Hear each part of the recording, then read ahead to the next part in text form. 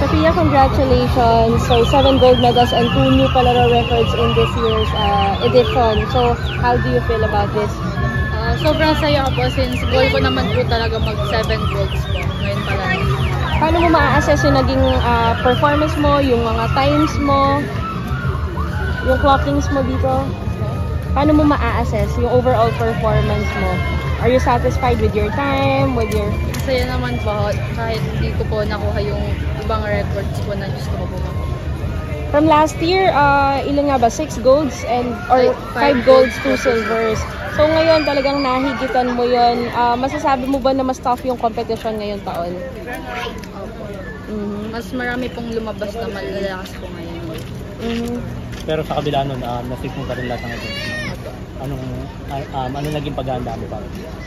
Bago po ako magpalaro, after ko po ng CH qualifying, nag-camp pa po kami ng 1 week po. Then, bago po magpalaro, everyday po ako nagtitraining. Tapos nag-start na rin po ako ng taper 1 week before palaro po. Saan kayo nagka? NCC, New Clark City. Clarify lang ulit, Lasal, De La Salle Araneta Araneta, sa Malabas. Sophia, ano ba ito? Nasa part ka na ba ng training pool ng ating national team? Junior ka na ba? Junior team natin? Po, nag-qualify po ako sa CH. So, next month po, pupunta po ako ng Singapore. For the Southeast Asian age group. So, ilang events? Yung 5 events. Ano to, first time mo na mag-CH? Second time. Second time. What happened nung first? Wala po akong medal. Hindi ka nagka-medal.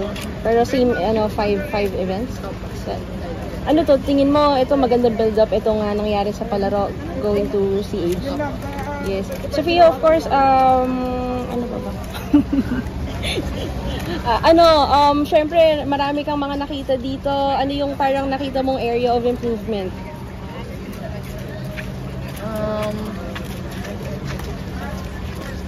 Para sa'yo, personal.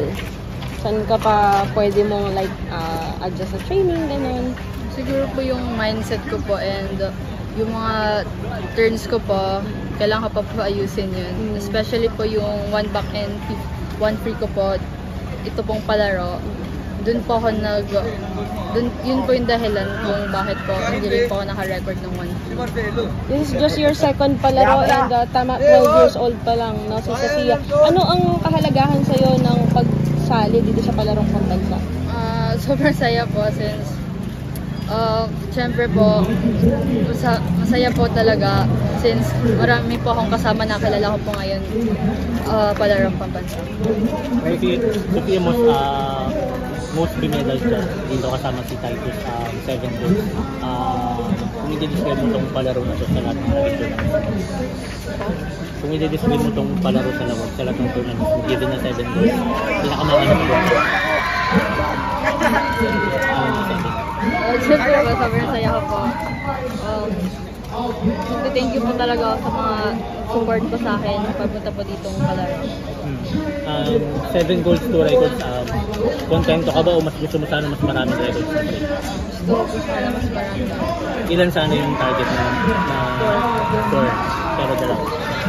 Ano yung 4? Ano yung dalawa pa na gusto mo sana mo? 1 free and 2 goals po sana. Kasi yun po yung mas trinity ko po talaga sa papunta po palaro. Pero confident ka next year mabe-break mo? Although, Next year po, goal ko kahit isang record lang po since underdog pa naman po ako sa second time. Sabi nung, kinusa namin yung coach mo kanina, sabi niya yung times mo daw, kumbaga, magkalapit lang sa oras sa mga secondary na FD. So, siguro, bilang mas competitive na yung playing field mo for next year, ano yung gusto mo pang ihasa sa sarili? Ano yung gusto mo pang i-improve pa sa swim mo, lalo na next year na puro mga high school na din yung kalaban mo? Siguro po yung mindset ko po since never po malalakas na po yung kalaban ko next year. Mas lalo po ako mag-prepare since high school na naman po ako next year. Nasa Araneta pa rin. Opo.